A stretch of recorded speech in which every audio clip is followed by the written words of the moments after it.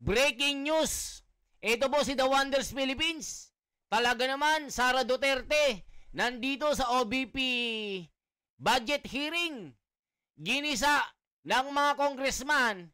Pero, ang nangyari mga kababayan, biglang binaliktad ni Sara Duterte ang lamesa. Yung mga congressman na mga kurakot ang tinira at talagang tinaob ang lamesa. Nagkataon mga kababayan, eko ang nag-interrogate, gustong gisain itong si Sara Duterte sa kanyang mga ginasto palabas ng bansa. Sabi ni Duterte, ni Sara, ni Singkong Duling, wala akong ginasto na i-charge sa OBP budget. Kahit Singkong Duling wala. Ikaw ba? Kaano-ano mo si Saldi ko? Tiyuhin mo ba ito? Yari mga kababayan. Hindi makasagot-sagot itong rinig ko na isang congressman na tila gustong ipitin si Sara Duterte. Pero ang nangyari mga kababayan, ginulat sila ni Sara Duterte. Binaligtad ang lamesa, nagkagulo. Yari kayo, nagkamali kayo ng tinira ang future president ng Pilipinas. Ngayon po mga kababayan, panoorin natin paano ginulat ni Sara Duterte ang mga kongresista na tila gusto nilang buksan ang impeachment trial. Hala ka! Naka-archive na mga bobo. Etong sinabi ni Sara Duterte, mga bobo ba kayo? Ano, impeachment ba ito? Trial na naman? Sabi ni Sara Duterte. Ganun na ganun yung parang gusto niyang sabihin mga kababayan. Eto na po. Dito pinaiyak ni Sara Duterte si Rinico. Mga kababayan. Na si Saldi ko nagtatago. Na hospital daw. Kasi nga ipapatawag ni Marcoleta. Hala ka mga kababayan. Eto na po. Sinupalpal ni BP Sara itong Rinico. Na sobrang linis. Ito na ang balita na hindi binabalita ng media. Tayo ang magpapasabog, mga kababayan. The next from the minority leader, Congresswoman Renico. Please go ahead. Good morning to the Vice President. Good morning to my colleagues. I'd like to take off po sa questioning na ni Representative Tino. Meron po kasing minention na list of destinations na tinake ni Vice President this year under Travel Authority. But we like to take note na in a press conference of the Office of the Vice President, meron pong security and staff na kasama si Vice President. So can we ask po, paano po pinopondohan yung pagpunta, flight and accommodations ng staff and security ng OVP? Madam Chair, may I be allowed to ask a question?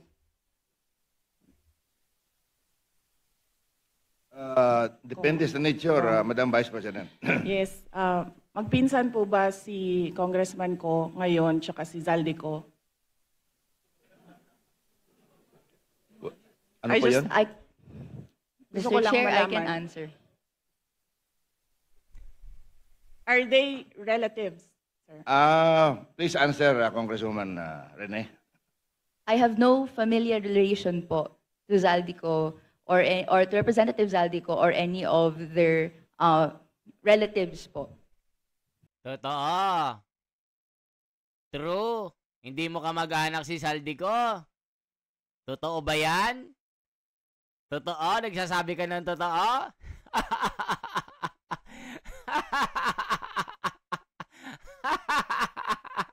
Durog! Durog ka ngayon! Akala mo sino kang malinis? Yung si Claudine ko, magkano ang pagkain niya? Isang chibugan, 759K.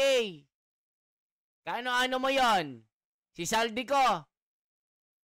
O ngayon, supalpal ka ngayon. Nagmamagaling ka. Imbestigahan mo yung tiyuhin mo na nagtatago na. Akala mo kung sino ka, sabi ni Pedring. Nagbabasa tayo ng comment. Thank you, Madam Chair.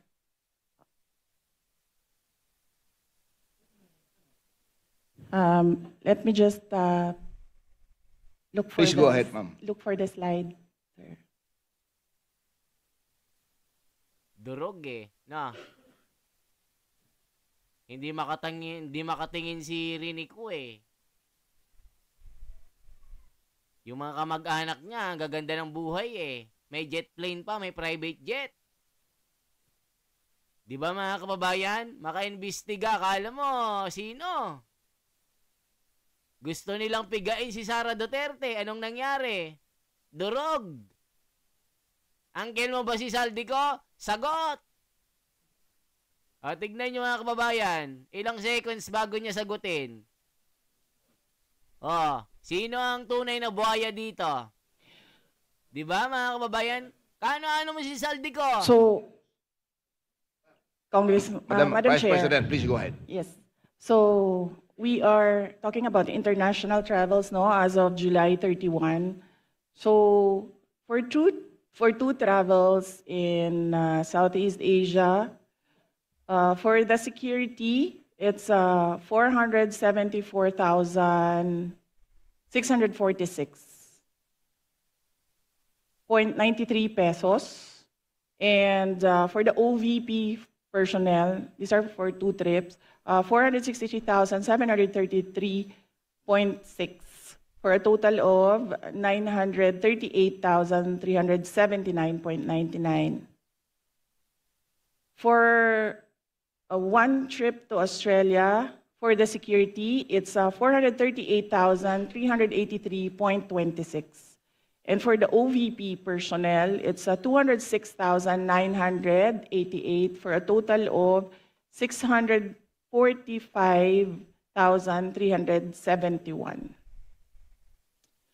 For the Middle East and Europe, 3 trips. The total is, for the security, is 2,922,869.98. And then for the OVP personnel, that's 1,825,329.47 for a total of 4,748,199.45. For 3 trips in East Asia, the security budget was 1,141,937, and for the OVP personnel, 0, because they did not join these trips.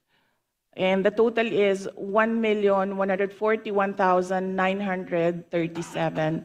The total for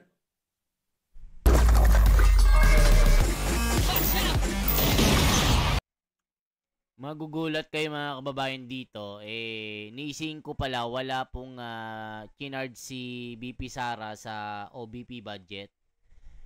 Magugulat sila mga kababayan, wala silang maipintas kay Sara Duterte.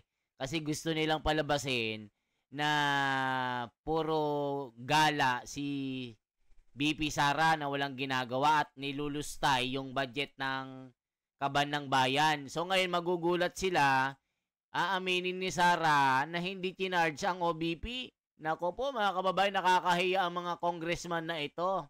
Banat ng banat. Pero yung puno nila, punong-puno ng korupsyon. Halaka mga kababayan, nakakahiya. Ano kayo ngayon? Oh, tignan nyo yung mga may mga private jet. Top notcher sa kontraktor ng DPWH. Di ba mga kababayan? Yung SunWest contractor na talagang all over the Philippines, siya yung nagbibid ng mga project ng gobyerno kasama ng St. Gerard Construction. Napakarami mga kababayan. Kaya dito, lubog na lubog ang Pilipinas ngayon kasi bilyon-bilyon ang kinorap. Tapos ngayon, sinisilip nila si Sara Duterte. O, di ba? Kaya nila pinalitan itong si Marcoleta para ang bagsak ay impeachment trial. Hala ka, mga kababayan. Talagang gusto nilang pabagsakin si Sara Duterte dito. 9 trips for both the security and OVP personnel is 7,473,887.70. Thank you, Madam Vice President. Congresswoman Ko. Mr. Chair, may we request a detailed copy of the report that the Vice President gave in relation po sa spending po ng security and staff for foreign trips abroad. We will request the Office of the Vice President to supply the committee with such record. Thank you, Madam. Yes, sir. Mr. Chair, I'd like to ask another follow-up question. Ilan po yung staff and security na dala po ng Office of the Vice President in these trips na funded po, na of this breakdown ng fund na binigay?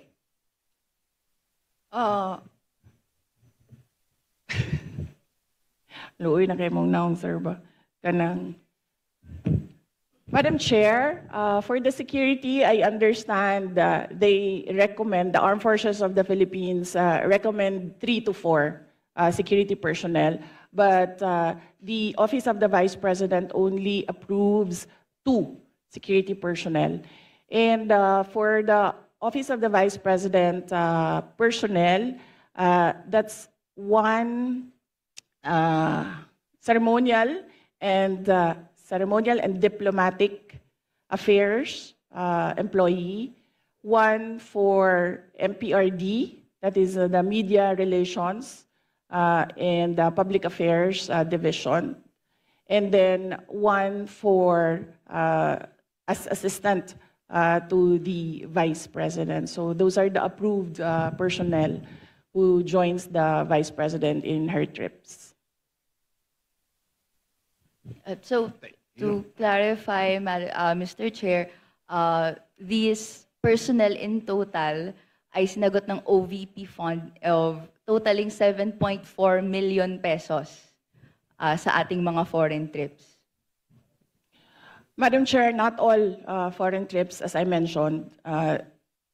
Security is always recommended by the Armed Forces of the Philippines, but some trips do not have OVP personnel because there are only 3 trusted OVP personnel who can do the work that I demand from them, and sometimes they are not available. Okay. Congresswoman Ko. Thank you, Madam Chair. So to confirm, ito pong mga trips na to that was mentioned, are these trips personal in nature that required po yung presence ng personnel and staff? Mr. Chair, I believe, with all due respect with my colleague in the minority, I believe the question is irrelevant. Because even if the Vice President travels on her personal capacity, we cannot disassociate herself from the office of the Vice President. She's still the Vice President. Exactly. The reason for the travel is business, but she could also travel in her personal capacity, but she's still the Vice President. So I believe the question is irrelevant. With all due respect with my colleague. Mr. Chair, Thank you. just to respond po, no, this is just a mere question, whether the nature of the trip is personal or business po, no, or whether it's official. This is a question that I'd like that could be posed, and I hope to post po to the Madam Vice President. Madam Chair, it depends. If I have activities for the Office of the Vice President abroad, the 3 OVP personnel join the trips. But if the trip is purely personal and I do not have events for the Office of the Vice President, they do not join the trips. So in the graph, in the table that I mentioned earlier, those were the trips that the 3 personnel from the Office of the Vice President joined. But in the case of security personnel, this is something that is beyond the Office of the Vice President. It is decided by the Armed Forces of the Philippines. Thank you, Madam Vice President. Okay, thank Kasulungan you. ko. Thank you, Mr. Chair. Satisfies your question. Okay. My next question is in relation po to a line of questioning and in relation to the unqualified opinion that the COA issued to the Office of the Vice President.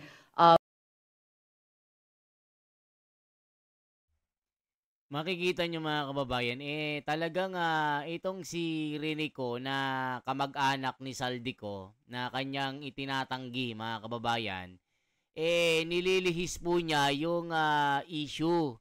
Nang issue dito na nagkakaroon ng nakawan, talagang grabe mga pasabog po ng mga witness, mga diskaya. Merong binanggit dyan na 17 na congressman. Itong si Rinico, mga kababayan, parang yung direksyon niya kay Sara Duterte na ang gusto niyang palabasin ang nangongorap si Sara Duterte. Di ba mga kababayan? Imbestigahan mo yung tiyuhin mo na si Saldico. Si Atayde. At mga congressman dyan na kasama mo, baka nga ikaw kasama ka dyan. Sabi ni Mario, ulag-ulag. Ayun, nagbabasa po tayo. Ang galing-galing mong mag-imbestiga, sarili mong bahay, hindi mo iniimbestigahan. Hoy, gising-gising Rinico. Ang issue dito, flood control. Hindi yung budget ni Sara Duterte. Di ba mga kababayan? Tignan nyo po. Yung uncle mo ang imbestigahan mo. Si Saldico na nagsakit-sakitan. Sabi ni Ben Tumbling. Ayan nagbabasa lang tayo ng comment. Ngayon, ikaw ngayon ang supalpal ni Sara Duterte. Diba? Ayan, sinusupalpal ni Sara Duterte. Kasi nga itong si Rinico, gusto niyang pagtakpan yung mga kasama niya na congressman. Halaka mga kababayan, nakakahiya naman itong congressman na ito. Sabi ni Elizabeth Bulagta. Grabe naman yan. But after that, 60 days was provided to the Office of the Vice President to issue corrections po to certain errors made. Upon questioning the COA in its budget hearing, nagbigay po sila ng additional details kung saan may nakita daw po kasing 3.8 million pesos worth of equipment not accounted for in the OVP submission. Ito po ay mga errors found in the 2024 annual audit report. Can the Vice President explain this error po, Mr. Chair? Madam Chair, the Office of the Vice President from 2022, 2023, and 2024 received unmodified opinions from the Commission on Audit. And I would like to take this opportunity to thank all my colleagues in the Office of the Vice President for being faithful to transparency and accountability in our office. The reason why we have comments from the Office of the Commission on Audit is because of system. Mga kababayan, ang end nito, ang magigisa itong si Rinico, na kamag-anak ni Saldico, mga kababayan. Kita nyo naman ang line of questioning niya, napaka-irrelevant. Diba, yung mga equipment daw, hindi unaccounted, hindi na ilista. Hoy, may COA na dyan. Natutulog ka ba sa pansitan? Tignan nyo po ang mga ito, mga kababayan. Nakikita nyo po yung mga tirada ng mga congressman na ito na tuloy-tuloy na sinisira nila at dinidiscredit si Sara Duterte. Di ba mga kababayan, si Inday dinidiscredit nila na ang issue ngayon ay blood control. Oy, mga bugok kayo dyan, gumising kayo. Kapwa nyo congressman, puro magnanakaw dyan. Ano? Hindi nyo iniimbestigan sa sarili nyo. Nakakahiya kayo. Pera namin, ginahasan nyo ang taong bayan. O ngayon, ginigisa nyo si Sara Duterte. Di ba mga kababayan, ginigisa nila si Sara Duterte. O, anong masasabi nyo? napaka-irrelevant. Tapos yung line of questioning niya nasa impeachment trial. Oy, mag-isip-isip ka nga. Sabi ni Ben Tumbling, ayaw ko yan. Ayaw ko ng kulot-kulot. Lahi ng magnanakaw yan, sabi. Grabe naman kayo. Grabe naman yan. 'Di ba? Tuloy-tuloy po tayo mga kababayan. Magigisa itong ano na ito nagmamagaling kasi busalsal naman kay Sara Duterte ito. In processes. So these are basically documentations that the Commission on Audit require of transactions. And we have already updated our manual of operations in the OVP to reflect comments from the auditors. Thank you very much, ma'am. And if you can, if possible, if that is not classified, you can give a list to the committee para kami na po magbigay doon sa minority. Thank you very much. The manual of operations, sir? Okay, sir. Let me just discuss this with the executive committee. Kasi pinaghirapan din namin dito, Sir Gawin. Baka kopyahin lang din ng minority. It's your prerogative, Madam Vice President. But Madam in Po. relation to that po, Mr. Chair, Okay. we would be interested in the report Ginigisa talaga kung ano niya, po no? yung 3.8 million pesos that required correction po doon sa COA audit report in 2024. Hoy, Madam Chair, ang imbestigahan mo yung billion na nakurap na ginahasan mga congressman dyan. Nakita mo naman ang mga flood control na kinurakot, billion ang pinapatalo sa casino. Yung mga congressman dyan, oy, imbestigahan mo. Uy, ano? Gising! Gumising ka! Parang natutulog ka sa bansitan, halata na may pinagtatakpan ka. Sabi ni Usisero 95. Kita nyo mga kababayan, may pinagtatakpan itong congressman na ito. Hoy, rinig ko, na uncle mo si Saldico, gumising ka. 'Di ba? Inililihis mo yung issue dito. Sabi ni sino ito? Super Adam. Aba, galing ah. Would that be possible po, Mr. Chair? Madam Chair, as I said, all questions about all documents inside the Commission on Audit is best to be directed to the auditors or the representatives of COA in the budget hearings. Thank you. But with all due respect, to follow up that po, the COA specifically sought correction because po may nakita pong 3.8 million pesos that is not accounted for in the submission by the OVP. So the burden of the submission is actually with the following agency. So which is why in the exercise of legislative oversight, we would like to be enlightened kung ano po yung error na po ito. And tama po, para maiwasan in the future, a report po on what it is would be appreciated. So ang question ko po is, would that be possible po, Mr. Chair? Madam Chair, usually the Commission on Audit, the auditors review documents, and sometimes they do not see the attachments in the correct submissions. Sometimes the attachments that are required are found in other submissions and reports. And these attachments are required by auditors in every report. That is why right now we already have a checklist. If this is the process, if this is the project, there is a checklist on the attachments because auditors review the documents and the auditors require the attachment of documents, and sometimes these documents are not attached to a specific report. So what we did, Madam Chair, is create a checklist and to improve the system. The personnel from the Office of the Vice President go through the checklist before they submit. Okay. Anything else, Congresswoman Ko? Just to clarify, therefore, dahil po naibigay yung explanation na yon, is the Office of the Vice President explaining that this is the explanation for that 3.8 million necessity for correction? This is the explanation why we have an unmodified opinion. Check nga natin yung mga comment, mga kababayan. Ano yung sinasabi ng mga comment dito? Ayun, no, Batang NPA nagtatanong hunghang. Pakatatag lang po kayo, BP Sara, ikaw ang aming Pangulo.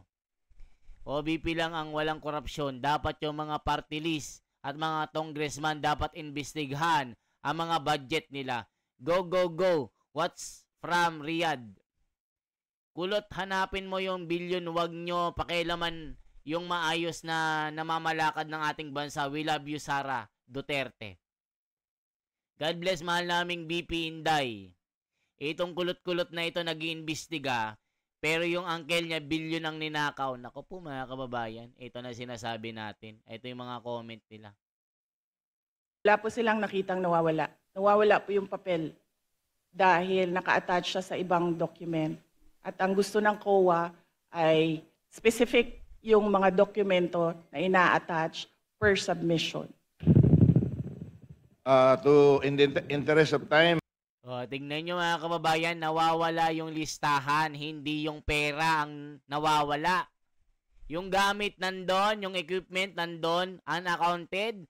Yan ang sinasabi ni itong kulot-kulot na ito na kamag-anak ni Saldico na talagang bilyon-bilyon ang ninakaw sa bayan.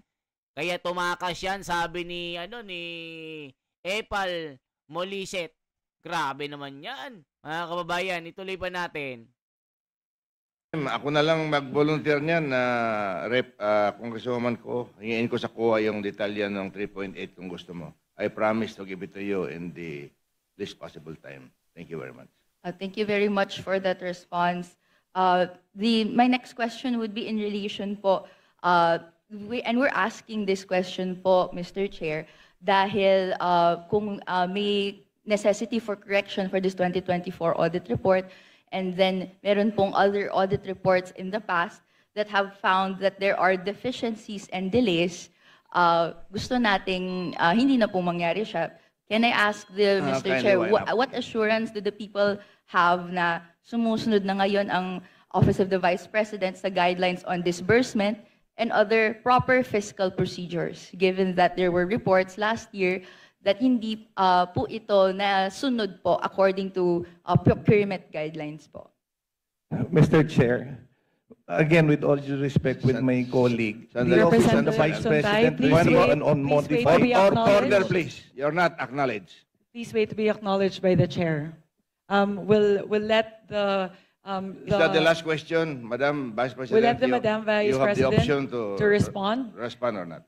My apologies, Vice Chair Pepito Alvarez. May I request for an orderly conduct of the hearing for the members to please wait to be acknowledged by the chair before you make a statement. Thank you very much. The floor is now with the Vice President to respond to the question of... Halatado, mga kababayan, ano?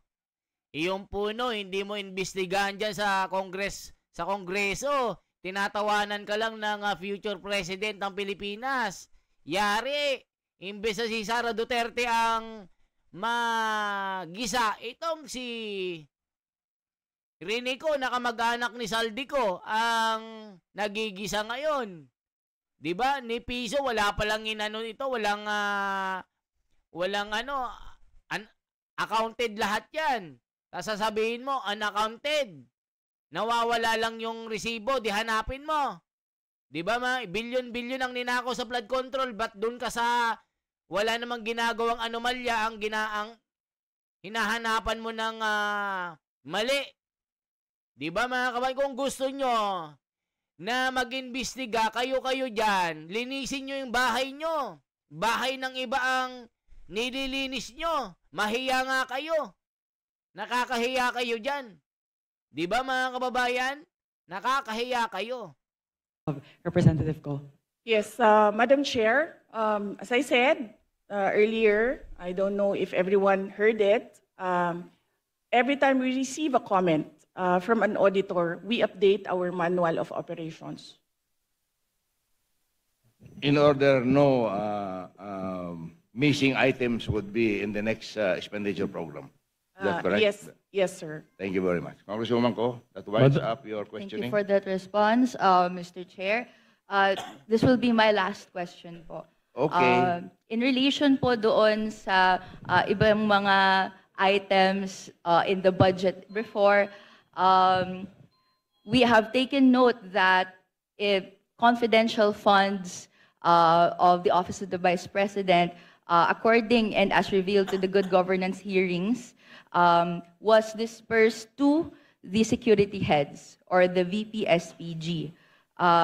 May I ask po, no, bakit po dispersed siya to the VP-SPG or the security heads, pero ang nakalagay sa Joint Circular Number 2015-1 issued by DBM and COA that it should be dispersed to the Special Dispersing Officer? Madam Chair, this is the confidential funds is a subject of impeachment proceedings.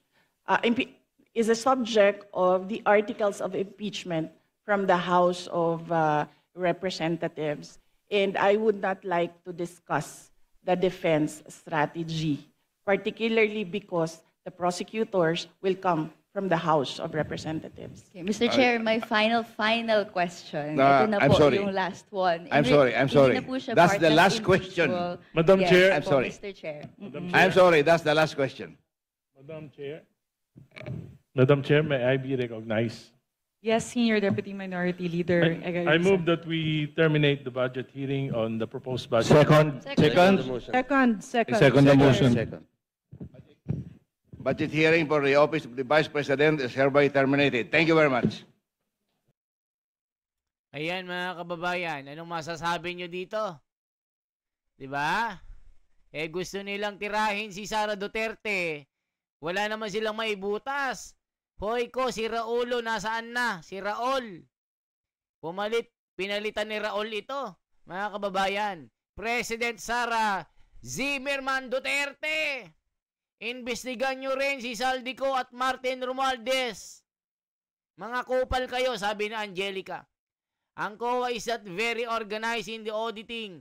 Mas organized pa si BP Sara kasi si BP nag-suggest my checklist which is very smart thing to do. Bakit kay BP kayo nakafocus? Mga animal kayo, sabi ni Airbrax.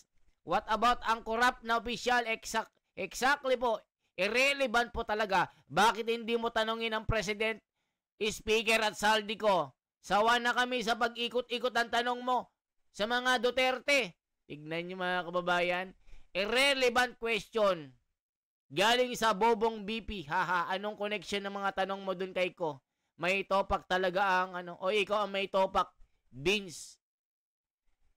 God bless po, BP Sara. Ikaw ang aming Pangulo. Yari, mga kababayan. 60 million votes for BP Sara. Yari kayo. Paulit-ulit ng 3.8 million putik na yan. Doon kayo mag-ngak-ngak sa trillion na kinorakot sa flood control. Mga kupal kayo. Sabi ni Raptor. Sana next time ko, hindi ka magkakamali sa tanong mo. Baka next time ikaw naman isasalang dyan sa hearing na yan. Baka kasama ka rin. Yari ka. Si Congressman ko, Romualdez at Saldico naman ang tanungin nyo para ipaliwanag ang flood control. Ayan mga kababayan. Nasupalpal ngayon itong si Rinico. Na representative ng ako party list ang Bicol. Kung di ako nagkakamali ha mga kababayan na. Ako Bicol ba party list ito mga kababayan? Ano ba ang saan ba party list ito si ko? Check nga natin mga kababayan.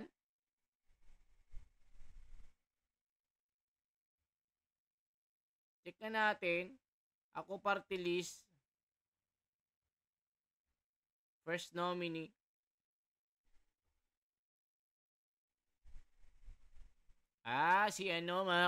Si ako party list si pala ito, si Elizaldico. Tapos yung second, Alfredo Abaroa. Yung third, John Franz Norbert Joselito. Yan po mga kababayan. Yan po yung party list ni Elisaldico ba to? Si Saldico. Ayan po mga eksena, mga kababayan. Ginisa si Sara Duterte pero ang nagisa itong kamag-anak ni Saldico na rinig ko na gusto niyang gisain pero wala. Binaliktad ni Sara Duterte ang lamesa. Tumaob lahat ang mga kalaban na buhaya. Kaya mga kababayan, yan lamang po ang aking bahagi. Once again, ako si The Wonders Philippines, ang inyong lingkod. Mabuhay po. Salamat.